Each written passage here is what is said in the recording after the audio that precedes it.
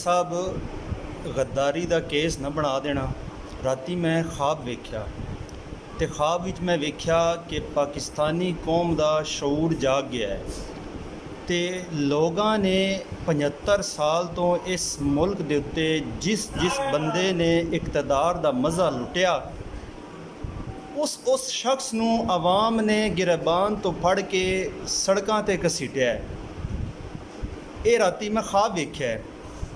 लेकिन जदों मैं सवेरे आया सरगोधों पलवाल जाना सी ते सड़कां बंद सन, लोगों ने सड़कां बंद की हुई सन ते पता लग्या कि लोग एहतजाज कर रहे हैं, बिजली के बिल बहुत ज़्यादा आ रहे हैं।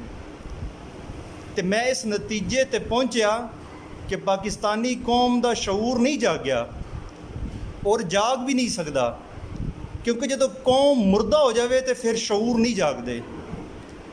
अगर शऊर जागदा, अगर कौम जिंदा होंदी तो फिर बिजली के बिलों ते एहतजाज ना करते, बल्कि 75 साल तो इस मुल्क दे नाल जिस शख्स ने गद्दारी की है और जिसने इस मुल्क नूं इस स्टेज ते पहुँचाया है, ये लोग उस शख्स नूं फड़दे तो उन्होंने घसीट के सड़कों ते लैके आंदे, ना कि रस्ता बंद करके मुसाफिरां नूं तंग करदे।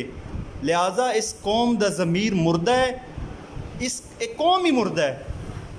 जिहड़ी कौम मुर्दा हो जाए उहदा शऊर जिंदा किस तरह हो सकता है। और जिस दिन एक कौम जिंदा हो गई उस दिन हर नीली पीली बत्ती आला ते हर वो शख्स जिसने इस मुल्क के अंदर 75 साल दे विच इकतदार का मज़ा लुटिया है, वो सड़कों ते घसीटे जाणगे।